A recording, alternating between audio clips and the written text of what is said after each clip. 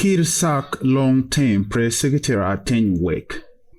President SalvaKiir has fired his Press Secretary Ateny Wek in presidential decree on Friday evening.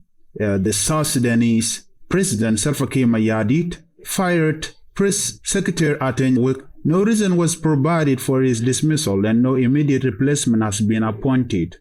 Ateny Wek, a former vocal critic of President SalvaKiir and the system, was appointed in November 2013. He now leaves the position as one of the longest-serving officials, having survived years of relentless presidential decrees. Before his appointment, Ateny Wek was a political commentator at the now defunct Citizen newspaper.